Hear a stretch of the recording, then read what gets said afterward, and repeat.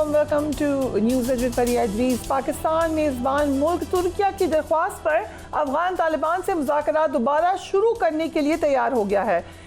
पिछले मुज़ाकरात में नाकामी के बाद आज वापस रवाना होने वाला था वफ्द, मगर मेज़बानों की दरख्वास्त पर तालिबान से मुज़ाकरात के लिए अब इस्तांबुल में मज़ीद क़याम करेगा। मुज़ाकराती अमल को दोबारा जारी रखकर अमन को एक और मौका देने का फ़ैसला किया गया है। मुज़ाकरात पाकिस्तान के लिए उसी मरकज़ी मुतालबे पर होंगे कि अफ़गानिस्तान दहशतगर्दों के ख़िलाफ़ वाज़ेह, काबिल तस्दीक और मुअस्सर कार्रवाई करे। पाकिस्तान ने एक बार फिर जोर दिया है कि अफ़गान सरज़मीन पाकिस्तान के ख़िलाफ़ दहशतगर्दी के लिए इस्तेमाल नहीं होगी। अफ़गान हुक्काम ने भी मुज़ाकरात के हवाले से सफ़ारती सतह पर राब्ते किए। दोनों ममालिक के दरमियान मुज़ाकरात दोबारा बहाल हो रहे हैं। तुर्किया चाहता है कि इसकी मेज़बानी में होने वाले मुज़ाकरात नतीजा खैज साबित हों। इस्तांबुल में पाकिस्तान और अफगान तालिबान के दरमियान मुज़ाकरात के 4 तवील अदवार हुए, मगर तालिबान के मौक़िफ़ में तब्दीली रुकावट बनी रही। तालिबान वफ़द का काबुल इंतज़ामिया से राब्ते के बाद मौक़िफ़ तब्दील हो जाता। ऐसे लगता जैसे काबुल इंतज़ामिया को कहीं और से कंट्रोल किया जा रहा हो। मुज़ाकरात में तालिबान के जो वफ़द था उसने पाकिस्तान के जायज़ मुतालबात को सालिसों के सामने तो तस्लीम कर लिया, मगर काबुल इंतज़ामिया से राब्ते होते ही वो मौक़िफ़ तब्दील कर लिया। वज़ीर दिफ़ा ख्वाजा आसिफ ने गैर मुल्की मीडिया से बात की और ये वाज़ेह किया कि पाकिस्तान और अफ़गानिस्तान की बातचीत में भारतीय मुदाखलत के सबूत वक्त आने पर सामने ले आएंगे। Let's watch him. Field marshal Syed Asim Munir ने आज पेशावर का दौरा किया, कबायली आयदीन से मुलाकात की। ISPR के मुताबिक सिपर सलार को सिक्योरिटी सूरत हाल, ऑपरेशनल तैयारियों, पाक अफगान सरहद पुरअमन इस्तेहकाम और इंसदाद दहशतगर्दी की कोशिशों पर ब्रीफिंग दी गई है। फील्ड मार्शल ने दहशतगर्दी के खिलाफ जंग में खैबर पख्तूनख्वा के अवाम की कुर्बानियों को खिराज तहसीन पेश किया। फील्ड मार्शल सैयद आसिम मुनीर ने वाज़ेह किया कि अफगान सरजमीन से पाकिस्तान के खिलाफ सरहद पार दहशतगर्दी नहीं होने देंगे। पाकिस्तान अफगानिस्तान समेत तमाम हमसायों के साथ अमन का ख्वाह है। अफगान सरजमीन से पाकिस्तान के खिलाफ सरहद पार दहशतगर्दी नहीं होने देंगे। अफगानिस्तान की जानिब से सरहद पार दहशतगर्दी के तसलसल के बावजूद पाकिस्तान ने गुज़िश्ता चंद साल तक सब्र और तहम्मुल का मुजाहरा किया। अफगानिस्तान के साथ मुतअद्दिद मौक़े पर सफारती और इक़्तिसादी ताउन बढ़ाया गया। ताउन का मकसद पाक अफगान दो तरफ़ा ताल्लुकात को बेहतर बनाना है। अफगान हुकूमत भारतीय स्पॉन्सर्ड दहशतगर्द प्रॉक्सीज़ के खिलाफ कार्रवाई करने के बजाय इन ग्रुप्स को हर मुमकिन मदद फराहम कर रही है। खैबर पख्तूनख्वा समेत पूरे मुल्क को दहशतगर्दों और उनके सरपरस्तों से पाक कर दिया जाएगा। कबायली अमायदीन ने वाज़ेह किया कि फितनतुल ख्वारिज के नज़रिए को खैबर पख्तूनख्वा के कबाइल में कोई कबूलियत नहीं। पाकिस्तान मेज़बान मुल्क तुर्की के दरख्वास्त पर जैसे कि हमने कहा कि मामलात दोबारा एक दफ़ा बातचीत की तरफ जा रहे हैं, इसकी इम्प्लिकेशन क्या होगी और जो इस वक्त पाकिस्तान को चैलेंजेस नज़र आ रहे हैं उस पर बात करेंगे। ब्रिगेडियर मसूद खान हमें ज्वाइन करें। Thank you so much for joining us on the program. Brigadier साहब, पाक अफगान मुज़ाकरात 4 अदवार की हम कह सकते हैं या 4 राउंड्स की नाकामी हुई, अब 5वां राउंड भी हो जाएगा, लेकिन हम कैसे उम्मीद करें कि इस दफ़ा कुछ मुख्तलिफ होगा? जी हाँ, बहुत शुक्रिया। देखिए, मेरा ख्याल में कि जो अगर हम हिस्ट्री देख लें और जिस तरीके से पास में भी अफगानिस्तान की तरफ से promises were made and broken है और फिर एक उनका ट्रैक रिकॉर्ड है, हम कह सकते हैं कि बिट्रेयल ऑफ स्टेगरिंग प्रोपोर्शन है उनका। और जिस तरीके से हमने देखा है कि उनकी सिंसेरिटी इसमें नहीं है, डिस्पाइट द फैक्ट पाकिस्तान ने स्टिल गिवन ए चांस कि हम एक डिप्लोमेसी को एक चांस दे रहे हैं on the request of the brotherly countries जो हैं, और again on the request of Afghan Taliban regime है। तो बल्कि इसमें यह है कि although we are not sure कि इसमें क्या आउटकम लगता है, चांसेस इसके बहुत कम है, लेकिन पाकिस्तान ने एक चीज बड़े वाजे की है, इंटरनेशनली भी दुनिया को भी ये बावर करवाया है, सिंस ये इश्यू इंटरनेशनलाइज हो चुका है। पाकिस्तान है शोन सिंसेरिटी और डिप्लोमेसी को चांस दे रहा है ताकि चीजें इस तरीके से एड्रेस हो। अगर नहीं होती इसके बावजूद, देखें कि आज बातचीत की बात हो रही थी और बाजोड़ से के मुकाम पे पुनः से ये लोग इन्फिल्ट्रेशन कर रहा था। सो कॉल्ड जो सेकंड इन कमांड था अमजद, और ये उनका रहबर शोरा का चेयरमैन भी था, 50 लाख का हेड मनी भी थी, और ही वाज द वन जो अफगानिस्तान में बैठ के ऑपरेशंस प्लान करता था, एग्जीक्यूट करता था, तश्कीलें भिजवाता था। तो डबल स्टैंडर्ड्स है, मुनाफिकन आप कह सकते हैं, हिपोक्रेसी है। और आप एक तरफ से कुछ कहते हैं, एक तरफ से कुछ है, लेकिन डिसीजन मेकिंग में भी देखना लैग कर रहे हैं। पीछे तमाम ये जो डेलीगेशन वहां पे गया था, they agree to the points raised by Pakistan in the presence of host countries. लेकिन जब वो कंफर्मेशन करते थे तो कंदहार कुछ कहता था, काबुल कुछ कहता था, और पीछे से जो इंडिया है जो अब इनको डिक्टेट बेसिकली करवा रहा है, जिसकी फुल इसमें इन्वॉल्वमेंट है, तो वो कुछ और कहता है। राइट सो अब ब्रिगेडियर साहब, अगर ख्वाजा आसिफ ने जैसे आप क्लियरली कह ही दिया कि भारत अब अफगानिस्तान के जरिए जंग छेड़ रहा है, क्या हम अब ये समझें कि अफगानिस्तान की जो इस वक्त की हुकूमत है, पहले तो प्रॉक्सीज थी अफगानिस्तान में, लेकिन अब जो हुकूमत है बदकिस्मती से वो भी इसमें शामिल है? एग्जैक्टली शामिल है। देखिए, Afghan Taliban regime has become proxy of India. Muttaqi sahab वो 8 दिन तो ऐसे वहां नहीं गुजारे। उन्होंने एक फॉरेन मिनिस्टर 2 दिन 1.5 दिन से ज्यादा कहीं भी जाता नहीं है, 8 दिन गए। वो देवबंद लेके गए, देवबंद कार्ड भी इस्तेमाल किया गया, वहां से उसको भी इन्फ्लुएंस करना चाहे। सो पीछे जो अटैक्स हुए, तो मेरा मानना है this were Indian instigated attacks. और हमेशा देखें कि एक तरफ से आप इस्लाम की बात करते हैं, शरीयत की बात करते हैं, वहां जाके आप इंडिया के साथ मिल गए हैं, और जो और आप पाकिस्तान के खिलाफ वहां से बैठ के साजिशें कर रहे हैं। तो इसमें तो कोई शक नहीं, पाकिस्तान के पास बड़ा कंक्रीट एविडेंस है।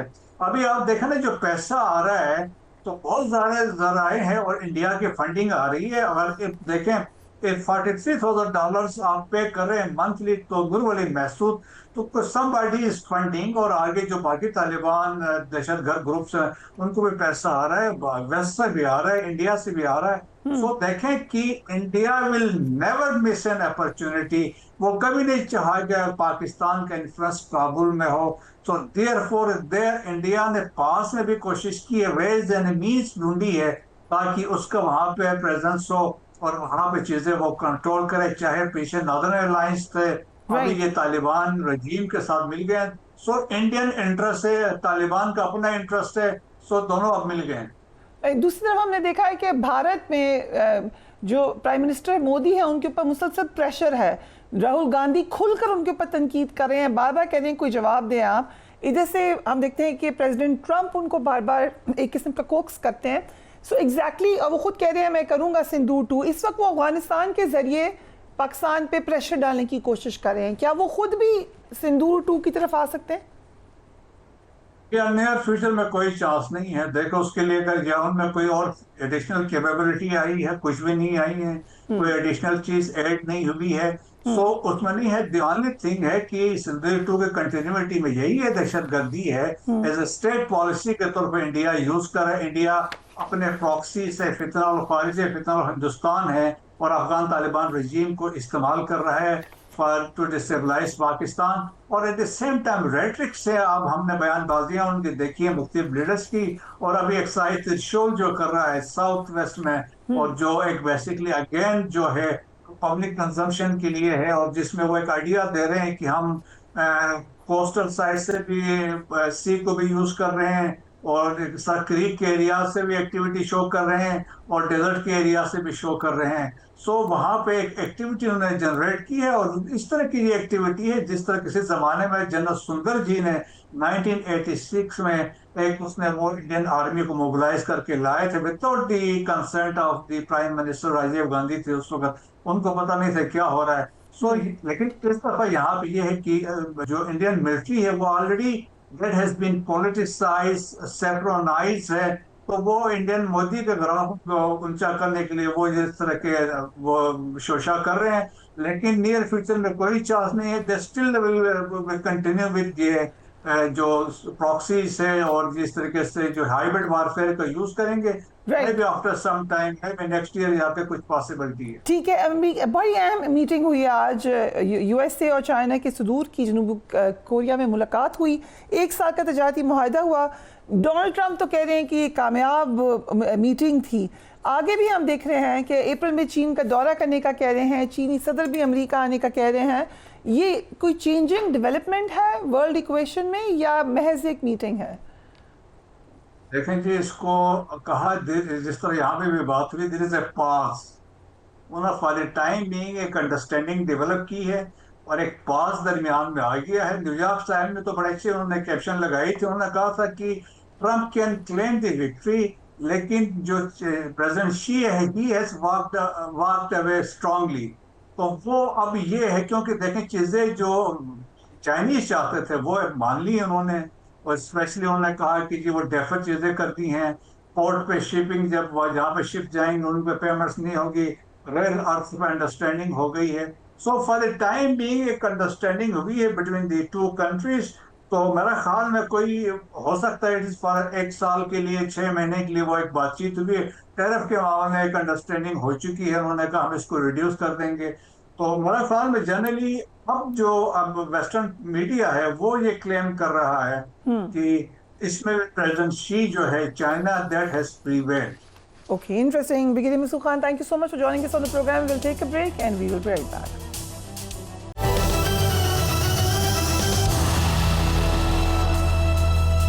And welcome back. Azad Kashmir के वज़ीर-ए-आज़म के खिलाफ तहरीक अदम-ए-इत्तेमाद का मामला अब एक मुहिम्मा बन गया है। पीपल्स पार्टी की जानिब से चौधरी यासीन को वज़ीर-ए-आज़म नामजद कर दिया गया। आज तहरीक अदम-ए-इत्तेमाद पेश की जाना थी, लेकिन अब ये 1 नवंबर तक मुलतवी कर दी गई है। अब से कुछ देर कबल सदर ज़रदारी की वज़ीर-ए-आज़म शहबाज शरीफ से मुलाकात हुई। इस मुलाकात में दोनों जमातों की अहम क़यादत भी शरीक थी। मुलाकात में वज़ीर-ए-आज़म के लिए मुश्तरका उम्मीदवार लाने पर मुशावरत की गई।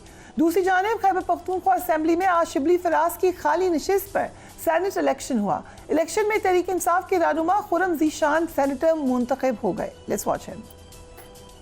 हमारा पहला हदफ इमरान खान की रिहाई है। जब तक इमरान खान रिहा नहीं होते पाकिस्तान में न सियासी इस्तेहकाम आ सकता है न मुआशी इस्तेहकाम आ सकता है। तो इंशाअल्लाह इस नए सफर का आगाज आपकी दुआओं से करेंगे। वज़ीर आला खैबर पख्तूनख्वा ने आज एक बार फिर बानी से मुलाकात की नाकाम कोशिश की। सोहेल आफरीदी 4 बार बानी से मुलाकात के लिए अडयाला जेल जा चुके हैं, लेकिन इनको मुलाकात की इजाज़त नहीं मिल रही। इस हवाले से आज उन्होंने कहा कि मैं यहाँ बानी से मुलाकात के लिए आता हूँ, मेरी मुलाकात करवाएं। Let's watch him. गंडापुर ये वाले हरबे सारे आजमा चुके हैं, तो आप कोई नया हरबा भी इस्तेमाल कर सकते हैं या नहीं? नया हरबा आपके ख्याल में क्या है, आप बताएं ना। एहतजाज वगैरह या दूसरी तरफ जा सकते हैं? यही एहतजाज है कि मैं इधर आता हूँ और ये मिलने नहीं देते। बाकी काम जो है अदालतों का है, वो अपने अहकामात मनवाएं। हम दीवारें तोड़ने वाले नहीं हैं, हम आईन और कानून को तोड़ने वाले को इंशाअल्लाह ताला कानून के कटहरे में लाएंगे। मुलाकात ना होने के बाद अब सोहेल आफरीदी ने कैबिनेट बनाने का इंदिया दे दिया है। सोहेल आफरीदी ने कहा कि उनकी काबीना में 10 या इससे ज़्यादा लोग हो सकते हैं। ज़रा देखिए।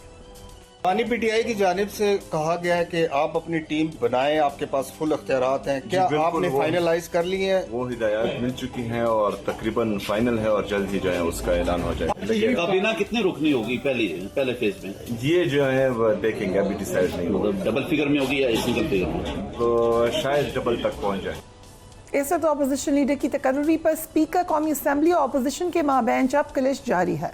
स्पीकर ने महमूद अचकजई के अपोजिशन लीडर बनने की राह में रुकावटें डालने की कोशिश शुरू कर दी है। इस हवाले से इतलात हैं कि स्पीकर ने महमूद अचकजई के इदारों के खिलाफ तकरीर का रिकॉर्ड मंगवा लिया है। चेयरमैन तहरीक इंसाफ गौहर खान ने कहा है कि अपोजिशन लीडर के हवाले से असम्बली रूल्स वाज़ेह हैं, हमने नामजदगी जमा करवा दी है। स्पीकर जल्द अपोजिशन लीडर के ओहदे पर तकर्री का ऐलान करें। Let's watch him.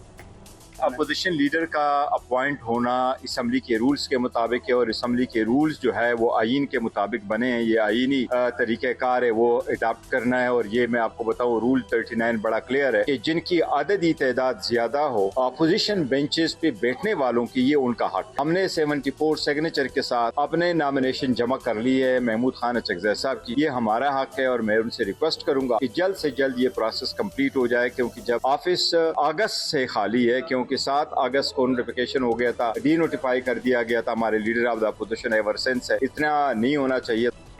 सीनियर सहाफ़ी मंसूर अली खान हमें ज्वाइन कर रहे हैं। Thank you so much for joining us on the programme.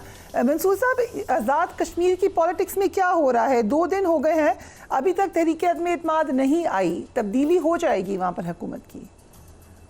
जी बहुत शुक्रिया। देखिए फरीद साहब, मेरे ख्याल में आज़ाद कश्मीर की पॉलिटिक्स का जो डीएनए है ना, वो बहुत ज़्यादा देर चलता नहीं है। वो मतलब बर्दाश्त नहीं किया जाता उसके अंदर कोई भी वज़ारत उज़्मा की कुर्सी के ऊपर बैठे। द आयरनी इज़ के on the face of it तो यही लग रहा है कि जैसे जमहूरियत के लिए ये सब कुछ किया जा रहा है और शायद लीडरशिप की तब्दीली के बाद जो है आज़ाद कश्मीर के जो लोग हैं उनके लिए मामला जो है वो आसान हो जाएंगे। लेकिन हमारी इतलात के मुताबिक बेसिकली जो पिछले दिनों एक बहुत बड़ा एहतजाज वहाँ पे किया गया था अवामी एक्शन कमेटी की जानिब से, उसके हवाले से भी इल्जामात हैं कि जो मौजूदा वजीर आज़म है उनकी बैकिंग जो है वो काफ़ी हद तक थी उस एहतजाज के लिए। तो उसके बाद मेरे ख्याल में इस्लामाबाद के अंदर ये फैसला कर दिया गया था कि इनके जाने का वक्त जो है वो आ चुका है। और इसीलिए जबकि हम जानते हैं कि अगले साल जो है वो इलेक्शंस ऑलरेडी ड्यू हैं आज़ाद कश्मीर के अंदर, लेकिन उससे पहले ही ये फैसला किया गया कि मौजूदा वजीर आज़म अपनी जगह पे मजीद अब यहाँ पे बर्दाश्त नहीं किए जा सकते। और इसीलिए ये एक्टिविटी इस वक्त हम इस्लामाबाद और मुजफ्फराबाद के अंदर जो है वो हम देख रहे हैं कि ये तब्दीली आएगी। लेकिन सवाल ये है कि लास्ट टाइम जब पाकिस्तान पीपल्स पार्टी और नून लीग ने एक तरीके एतमाद इस्लामाबाद में जब वो लोग लेकर आए थे और इमरान खान साहब को हटाया था, तो उसके बाद उसका एक पॉलिटिकल डेंट बहुत बड़ा पड़ा था उन्हें। और उन्होंने ये बात को खुद भी एक्सेप्ट करते रहे कि जनाब इसकी पॉलिटिकल हमारी जो वैल्यू है उसके ऊपर बहुत फर्क पड़ा था। आज़ाद कश्मीर में जो ये सब कुछ करने जा रहे हैं इसका क्या फायदा होगा या नुकसान, मेरे ख्याल में अगले साल आने वाले इलेक्शंस के बाद ही हमें पता लगेगा। सो ये जो मीटिंग हुई प्राइम मिनिस्टर की एंड प्रेसिडेंट की, इसकी डिटेल्स अब आ रही है, लेकिन क्या इसकी ज़रूरत क्या थी? ऑलरेडी डिसाइडेड था कि अपोजिशन में होगी PMLN और हुकूमत बनाएगी पीपल्स पार्टी। सो एग्जैक्टली क्या बातचीत हुई होगी यहाँ पर?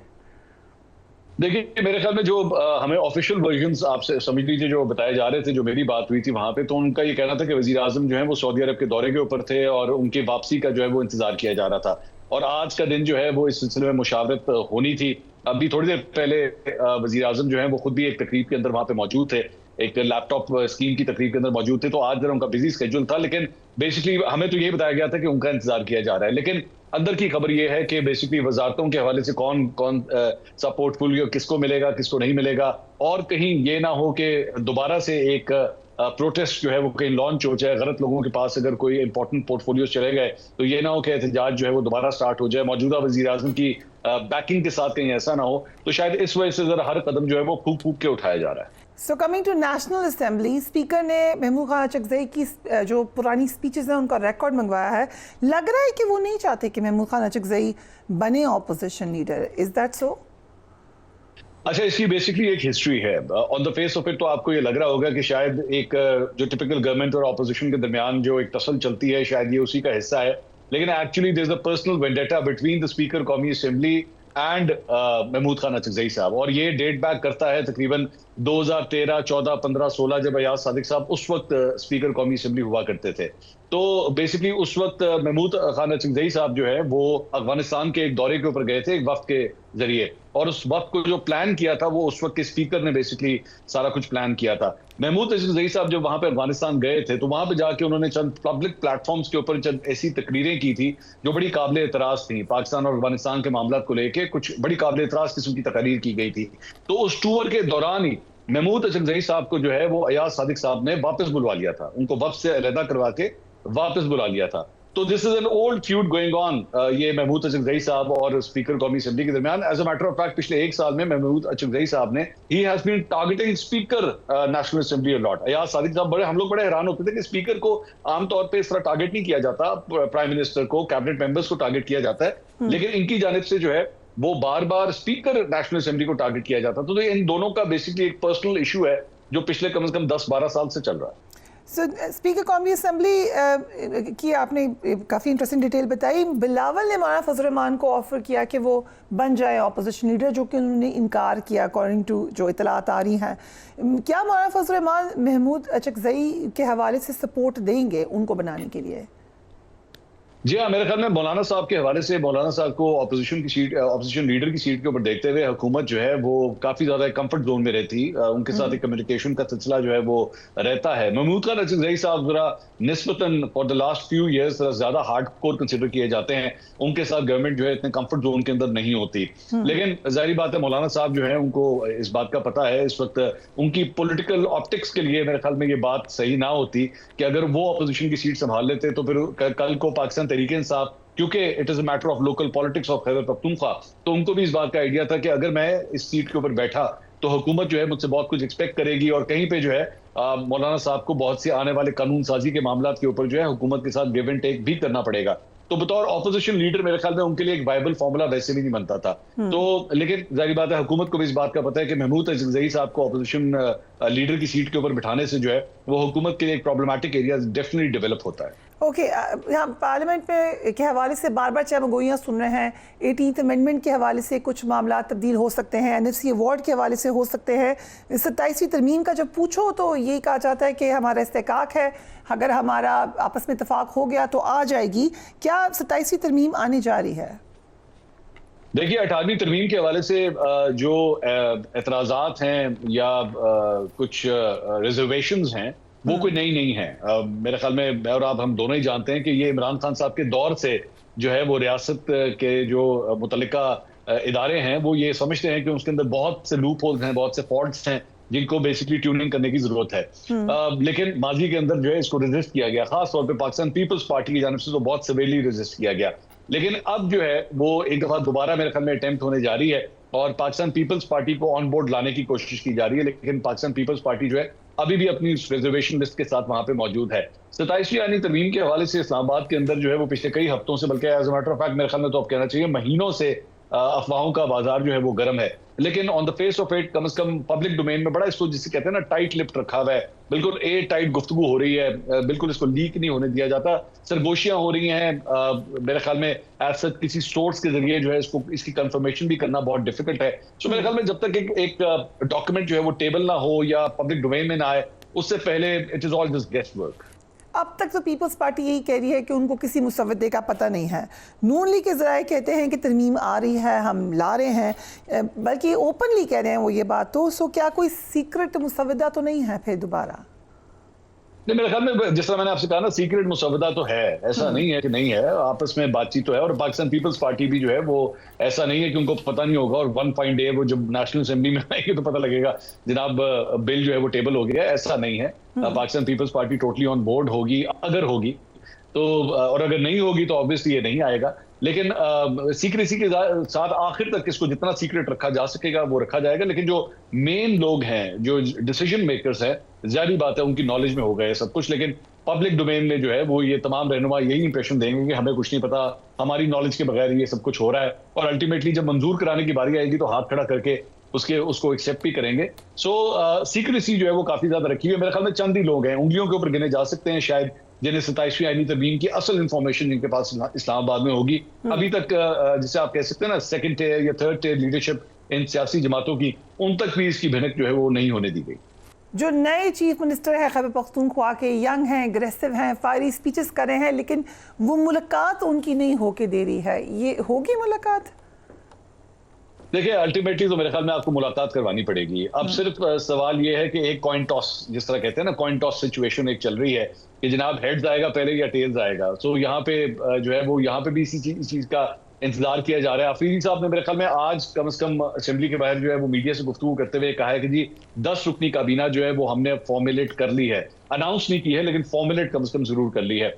मेरे ख्याल में यहाँ पे जो है ना वो जिसे वो कहते हैं कि who is going to blink first, ये वाली सिचुएशन पिछले कई दिनों से चल रही थी। लेकिन अब मुझे लग रहा है कि इस हवाले से शायद CNKP को इस बात का आइडिया हो गया कि मैं इसको ज्यादा देर अब मैं कंटिन्यू नहीं कर सकता, मेरी हर सूरत अनाउंसमेंट मुझे करनी पड़ेगी। क्योंकि कोर्ट की रूलिंग्स हैं सुप्रीम कोर्ट की जानिब से कि हुकूमत जो है वो सिर्फ एक चीफ मिनिस्टर का नाम नहीं है, एक वर्किंग कैबिनेट का नाम है। और अगर आप इसको फॉर्म नहीं करते तो आपके अगेंस्ट जो है कोई ना कोई पिटिशन भी फाइल की जा सकती है, जिसके हवाले से मेरी इत्तलात के मुताबिक इसके ऊपर काम हो रहा था। और ये बात जो है वो CNKP को भी मेरे ख्याल में मालूम हो चुकी है। इसीलिए मेरे ख्याल में वो कम से कम एक छोटी काबीना जो है इनिशियली जरूर अनाउंस करेंगे।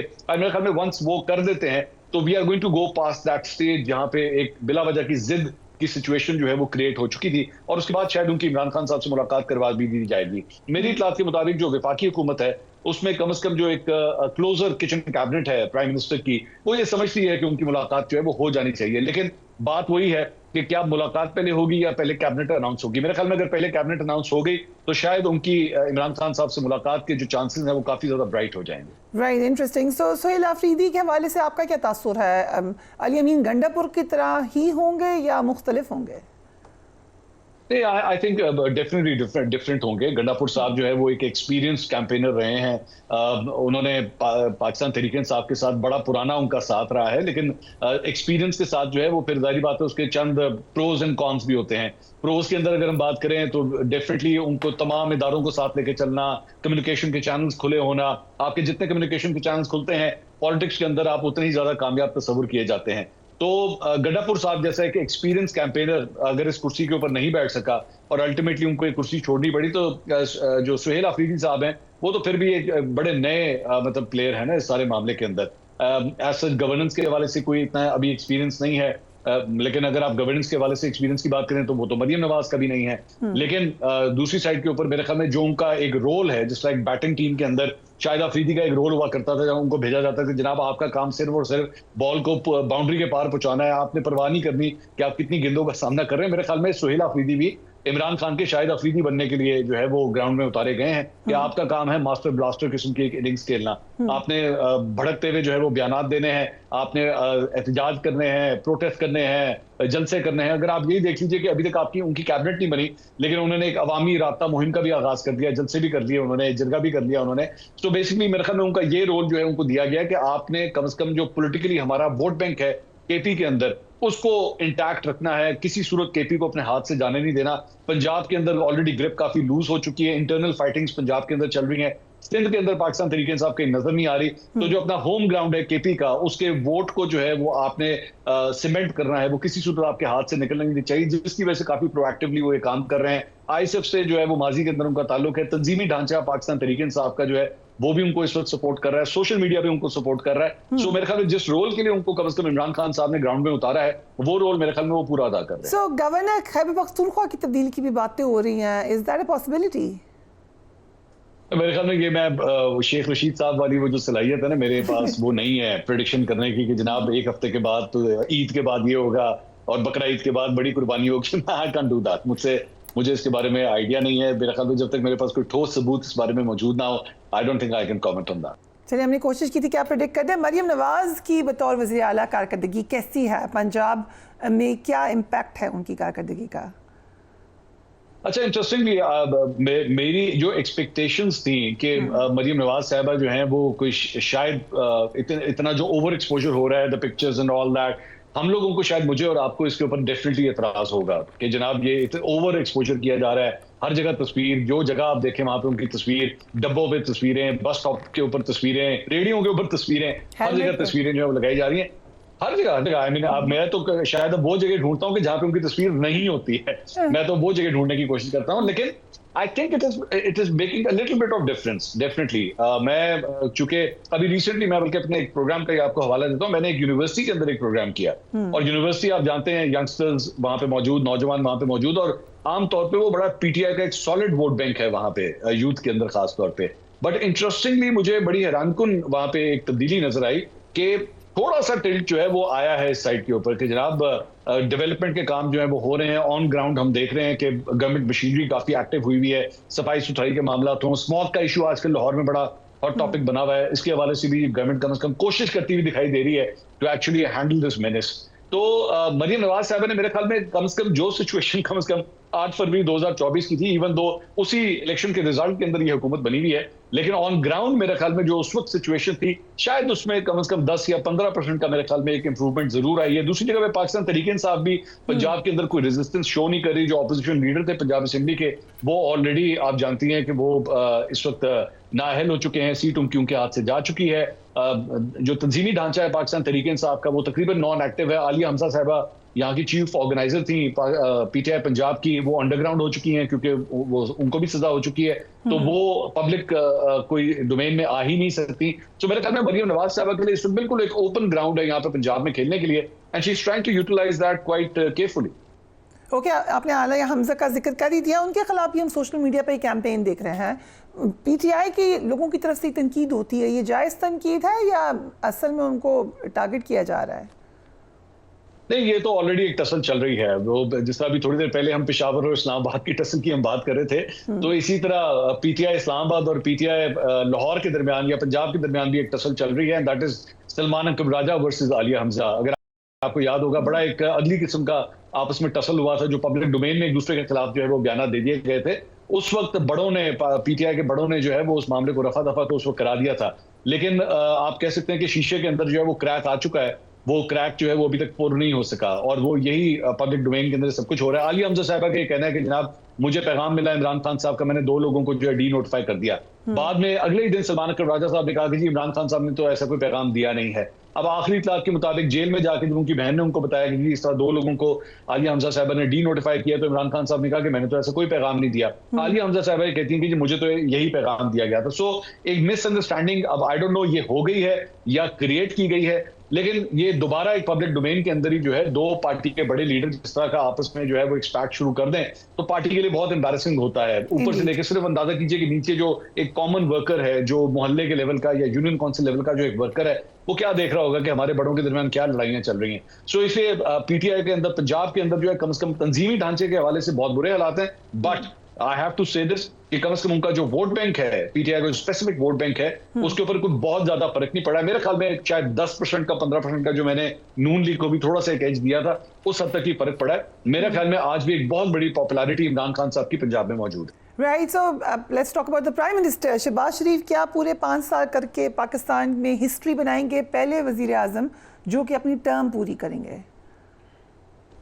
ये बात अगर आप मेरे ख्याल में शहबाज शरीफ साहब से खुद भी पूछेंगे तो वो इसको कंफर्म नहीं कर पाए, क्योंकि उन्होंने भी कम से कम हिस्ट्री इतनी देखी है कि उनको इस बात का आइडिया है कि पाकिस्तान के अंदर जो है ना ये नामुमकिनात देखें। आप प्रोबेबिलिटी के बारे में बात करते हैं, जिस अभी थोड़ी देर पहले मैं क्रिकेट की बात कर रहा था, अगर आप ऑस्ट्रेलिया और जिम्बाब्वे का मैच कराएंगे तो ऑस्ट्रेलिया की विन प्रोबेबिलिटी जो है वो 90% से ऊपर होगी। तो इसी तरह अगर हम प्राइम मिनिस्टर्स के टेन्योर्स को पूरा करने की पाकिस्तान के हवाले से बात करें तो 90% से ऊपर की प्रोबेबिलिटी यही कहती है कि जनाब यहाँ पे प्राइम मिनिस्टर अपने टेन्योर पूरे नहीं करते।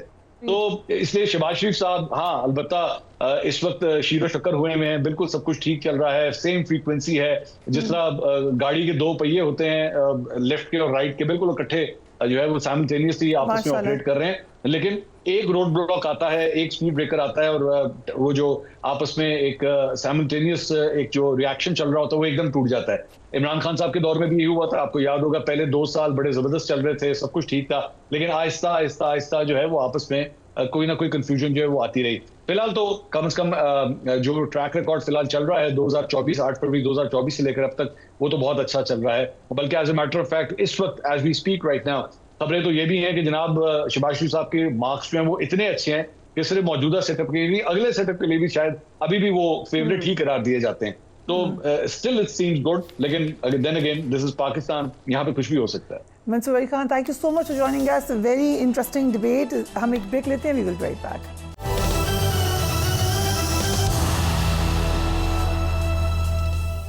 And welcome back. YouTuber Sadur Rahman अल मारूफ डकी भाई को जुए की ऐप की तशहीर करने के इल्जाम में एनसीसीए ने गिरफ्तार किया। डकी भाई ने कई बार जमानत करवाने की कोशिश की, लेकिन वो नाकाम रहे। अब उन्होंने हाई कोर्ट में जमानत बाद गिरफ्तारी की दरख्वास्त दायर कर दी है। डकी भाई का केस सुलझते सुलझते मजीद उलझता हुआ नजर आ रहा है। कई माह तक गिरफ्तारी के बाद उनकी तफ्तीशी टीम ही पकड़ी गई है। इस मामले में एनसीसीए के मुतअद्दिद अफसरान की बदउनवानी और इख्तियारात के नाजायज़ इस्तेमाल का इंकशाफ सामने आया है। FIA ने नेशनल साइबर क्राइम अथॉरिटी के 4 ऑफिसर समेत 6 एहलकारों को 90 लाख रुपए रिश्वत के इल्ज़ाम में गिरफ्तार कर लिया है। इन पर इल्ज़ाम यह है कि डकी भाई और उनकी अहलिया उरूब जतोई को रिलीज दिलवाने के एवज में भारी रकूम ली गई। आज इस केस में NCCA के लापता डिप्टी डायरेक्टर उस्मान मंजराम पर आ गए। FIA ने उनको बाज़ाब्ता गिरफ्तार कर लिया। मोहम्मद उस्मान को करप्शन और इख्तियारात के नाजायज़ इस्तेमाल के केस में गिरफ्तार किया गया है। डिप्टी डायरेक्टर उस्मान ने तहरीरी बयान में कहा कि साथियों के खिलाफ इंक्वायरी चल रही थी, इंक्वायरी के खौफ से मैं खुद ही छुप गया था, मुझे किसी ने अगवा किया, ना ही किसी को की हिरासत में था। इस हवाले से जो तफसीलात सामने आई हैं, let's have a look. NCCIA के असिस्टेंट डायरेक्टर शुएब रियाज ने मुबैना तौर पर डकी भाई और उनके अहलखाना से 90 लाख रुपए बतौर रिश्वत वसूल किए। रकम वसूल करके ये वादा किया गया कि मुलजिम पर हाथ हल्का रखा जाएगा, एलिजिडली रिमांड बढ़ाया नहीं जाएगा और सब सेट कर दिया जाएगा, एलिजिडली। डकी भाई से रकम लेने का अमल एक छोटे मुनज़्ज़म डिजिटल नेटवर्क के जरिए हुआ। किसी ने चेक बांटे, किसी ने डॉलर रखे, तो किसी ने दोस्तों के जरिए रकम जो थी वो भिजवाई। शुएब रियाज ने 20 लाख रुपए खुद रखे, जबकि 50 लाख रुपए डिप्टी डायरेक्टर के दोस्त के पास और बाकी रकम फ्रंटमैन और सीनियर अफसरान में तकसीम कर दी गई। मुलजिम शुएब रियाज ने अपने फ्रंटमैन उस्मान, सलमान, अजीज और डकी भाई के वकील के साथ मिलकर अगस्त में पहले 60 लाख रुपए और फिर 10-10 लाख के 3 चेक वसूल किए। इसकी मजीद डिटेल्स आप अपनी स्क्रीन पर देख सकते हैं। नईम मुस्तफ़ा सीनियर सहाफ़ी हमें ज्वाइन कर रहे हैं। Thank you so much for joining अस नईम साहब। FIA के साइबर क्राइम विंग NCCI के बने अभी 1 साल हुआ है और ये इतना बड़ा स्कैंडल आ गया है, ये कैसा लग रहा है? देखिए, बात ये है कि हमारे इदारे जो हैं बदकिस्मती से, ये अलमिया है, हमारा कौमी अलमिया है, ये ऐसा डालमा है कि जिसमें चप्पे चप्पे पे करप्शन जो है ना वो रच बस गई है। और इसमें पुलिस, FIA, एंटी करप्शन, कोई महकमा ऐसा नहीं है जो इससे बचा हो। और इस डकी भाई के केस में तो मैं कई बार किस मुख्तलिफ चैनल्स पे ये कह चुका हूँ, मुख्तलिफ प्रोग्राम्स में मैंने ये बात कही है कि ये इसमें असर रसूख, दौलत, कौमी बैनुल-अक़वामी ताल्लुकात, मुख्तलिफ अहम शख्सियात और उसके बाद अहम इदारे शामिल थे और अब भी हैं। ये जो केस अनअर्थ हुआ है डकी भाई के मामले में, हमेशा ये होता है नॉर्मली कि कोई केस अगर मुलजिम किसी अदालत में पेश किया जाता है तो पहले उसका रिमांड ज्यादा रोज का होता है। पहले दिन 5, 6, 7 रोज, 14 रोज का भी हो सकता है, 12 रोज का भी हो सकता है। लेकिन ये वाहिद केस था जिसमें इब्तिदा में 2 दिन का रिमांड हुआ, फिर 4 दिन का हुआ, फिर 5 दिन का, फिर 7 दिन का। ये आहिस्ता बतदरीज जो है ना ये बढ़ता गया। तो आप कह रहे हैं कि उनको रिलीफ मिल रहा था, डकी भाई को रिलीफ मिल रहा था? रिलीफ नहीं था, वो उनको आहिस्ता आहिस्ता अपने मकासद के लिए इस्तेमाल करने की गर्ज से कुछ समझाया जा रहा था कि आप समझ जाएं। तो वो मेरा ख्याल समझ नहीं पा रहे थे। और दूसरी बात ये है कि केस अपनी नौयत का मुनफरिद था, पहला था। इससे पहले तो गैम्बलिंग ऐप जो है वो तो कोई नामो निशान नहीं था, हमने नाम नहीं सुना था कभी कि वो क्या होती है गैम्बलिंग ऐप, और उस पे चालान कैसे हो सकता है शख्स, उसकी कोई माजी में, माजी करीब में कोई, माजी बईद में कोई मिसाल मौजूद नहीं थी, तो जिसकी वजह से लोग मोहतात होते। इससे क्रिकेटर्स का जिक्र किया था डक्की भाई ने खुद जेरे हिरासत होने के बावजूद कि जी वो क्रिकेटर्स भी ये तशहीर करते रहे। तो ये केस अपनी नौयत का वाहिद केस था जिसमें से करप्शन जो की क्रिकेटर्स के ऊपर उन्होंने नाम लिया वो सच बात कर रहे थे वो? जी, उनकी बात काफी हद तक दुरुस्त थी, एक तो ये। दूसरा ये जरा समझें कि ये हमारे FIA ने या किसी और महकमे ने इसको अनर्थ नहीं किया, ये अनर्थ किया एक हसास इदारे ने। उनको ये इत्तला मिली थी, जो अभी तक इत्तलात मेरी हैं, उसके मुताबिक उन्हें इत्तला मिली थी कि इस केस में ये NCCI ये जो नई एजेंसी बनी है ये बहुत डिमांडिंग है। तो उन्होंने इर्द गिर्द से तहकीकात की, तफ्तीश की, और ये प्रिलिमिनरी इंक्वायरी के नतीजे में ये साबित हो गया कि जी ये लोग जो हैं ये इसमें किसी न किसी तरीके से मुलव्विस हैं। 90 लाख के अलावा एक इल्ज़ाम ये लगा कि सादुर रहमान से हिरासत के दौरान $3,26,000 भी अकाउंट्स में मुंतकिल करवाए गए हैं। ये $3,26,000 किधर हैं इस वक्त? देखें, ये टोटल अमाउंट जो है ना $3,26,420 420 चलेंगे। ये डॉलर पाकिस्तान के तकरीबन 9 करोड़ रुपए बनते हैं, 90 लाख नहीं बनते। 90 लाख तो वो हैं जो कैश की सूरत में लिए गए। अब इसमें आप सिर्फ इतना समझ लें कि ये रकम बड़ी पैटी बनती है अगर इसमें 2 एडिशनल डायरेक्टर, जो इल्जाम आयद किया गया FIR में, ये FIA की अपनी FIR है, 2 एडिशनल डायरेक्टर, 2 डेप्टी डायरेक्टर, 2 इसमें असिस्टेंट डायरेक्टर और 2 जो हैं वो सब इंस्पेक्टर्स, ये 8 और 9वें एक अबेटमेंट के, जिन पे एहानत जुर्म का, शरीके जुर्म होने का इल्ज़ाम आयद किया गया है, वो हैं सलमान अजीज साहब। तो ये जो लोग हैं FIA के, इनके हवाले से इब्तदाई इंक्वायरी, प्रिलिमिनरी इंक्वायरी, इब्तदाई तहकीकात जो हैं वही हैं। उसमें इन पर जो इल्ज़ामात लगाए गए कि इन्होंने उस इदारे का नाम लेकर, जिस इदारे ने इनको ज़ेरे हिरासत लिया, उन हसास इदारों का नाम लेकर डकी भाई को, उनकी फैमिलीज को, और उनके अलावा सिस्टोलॉजी हैं, रजब भट्ट हैं, पतलू हैं, फलान है, जितने लोगों को नोटिस गए थे, उन सब, शहजाद भट्टी हैं, जितने लोग हैं, उन सब पे ये कहा गया कि उन सबको डराया गया उन इदारों का नाम लेके कि अगर आपने हमारी बात न मानी, हमारी मर्जी के मुताबिक काम न किया, तो हम उनके हवाले कर देंगे, वो उनको मतलूब है आप। Okay, but very interestingly NCCI साहब आज के डिप्टी डायरेक्टर मोहम्मद उस्मान नहीं मिल रहे थे, आज वो सामने आ गए हैं और उनको FIA ने गिरफ्तार कर लिया है। सो अगर मोहम्मद उस्मान के ऊपर इल्ज़ाम ये है कि रिश्वत की रकम वसूल वो किसी के बिहाफ पे कर रहे थे, तो जिसके बिहाफ पे कर रहे थे अलेजिडली, उनके खिलाफ भी कोई एक्शन होगा या सिर्फ इन्हीं को बरामद किया है?